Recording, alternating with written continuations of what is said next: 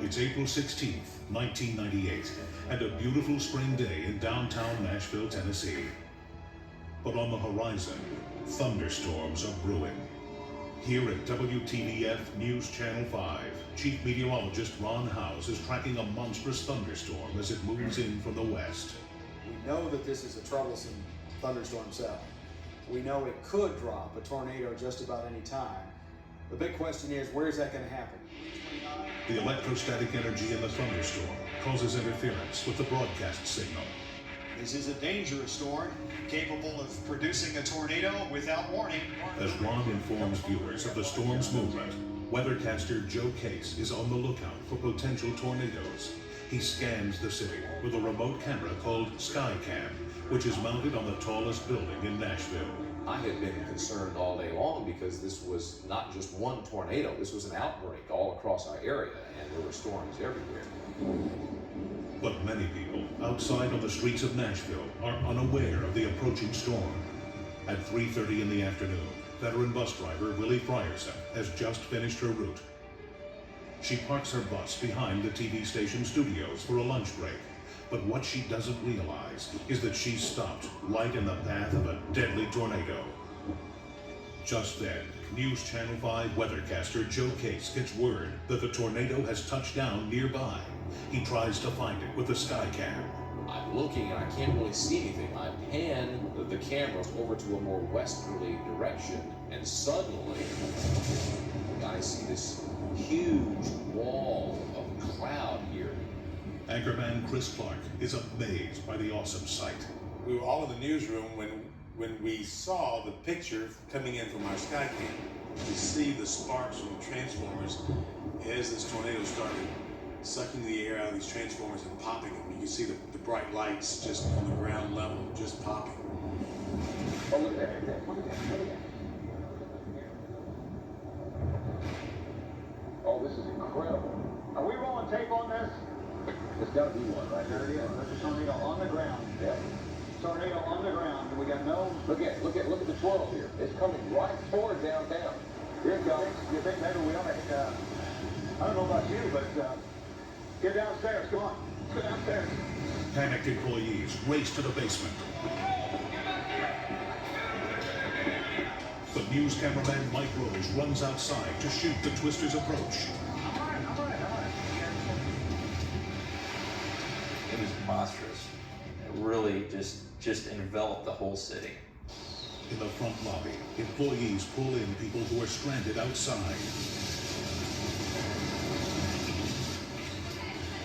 Let her in and move away from the glass.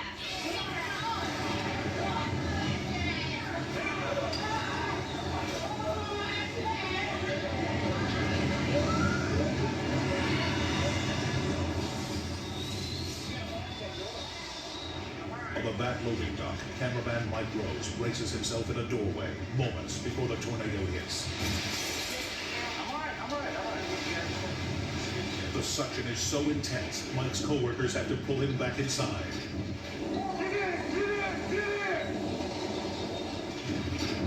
Mike finally flees at the last possible moment. He leaves the camera rolling to capture the tornado's awesome power.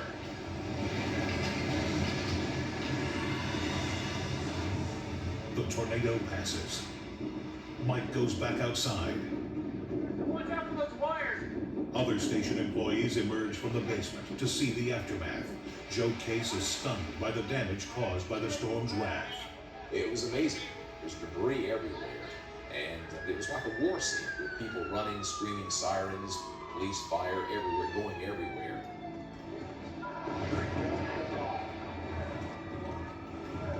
Camera crews and reporters are dispatched to other parts of Nashville that have been badly hit. We're on it. We're on our way to Centennial Park right now. Just then, cameraman Charlie Woodward makes a startling discovery. Willie Frierson's bus is trapped under fallen power lines, sizzling with 13,800 volts of electricity.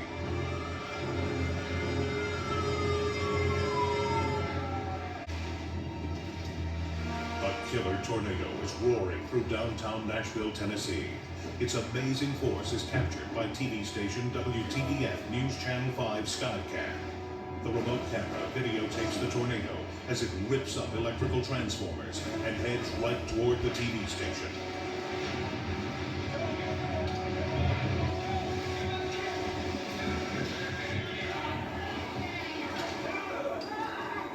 As the tornado passes, News Channel 5 is knocked off the air. But employees are determined to warn viewers to the east that a tornado is coming their way.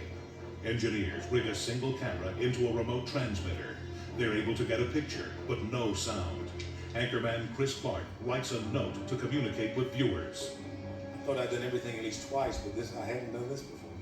So there I am. I mean, we're back to string and tin can technology now, you know? I mean, this is basic.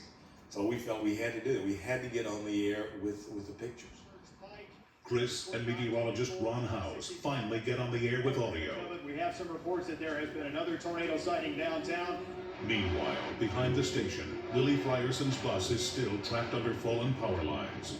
Cameraman Charlie Woodward runs over to see if she's okay.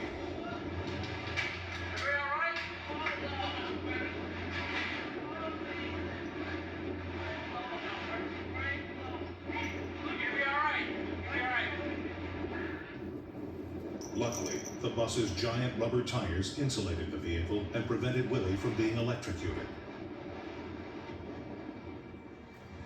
Earlier that day, as Willie drove her route, she noticed unusual high winds. The trees and all were blowing real hard, but the sun was still out. During her break, Willie parks and moves to the middle of the bus to stretch out and read. The supervisor comes over the radio and says, "I think it's a tornado coming." So I moved the bus. Willie drives the bus under the train trestle, but the bus is too long to be fully protected. Willie runs to the middle of the bus to get away from the big glass windshield. But without warning, Willie's worst nightmare comes to life. It sounded like the back of the bus was just being blown away. And something come across the windshield. And I still said that was the tail end of the tornado. Because I saw that with my naked eye. I thought I was gonna die. Willie Frierson is thankful to have survived, and she was touched by the TV station employees who consoled her during the crisis.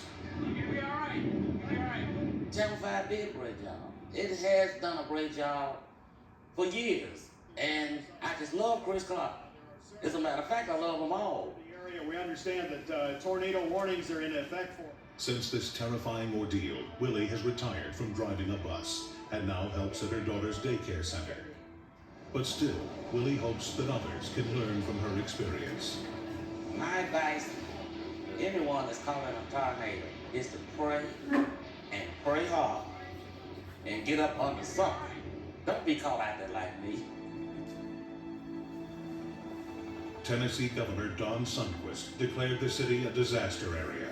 More than 100 people were injured, 300 homes were damaged, and tragically, a young man was killed when he was crushed by the trunk of a falling tree. Nashville's Mayor Phil Bredesen commended News Channel 5's up-to-the-minute tornado coverage and said no doubt the reports saved lives. The news team can be proud that their work was a bright light in one of the city's darkest hours, when a monstrous tornado descended upon them and put their dedication and courage to the test.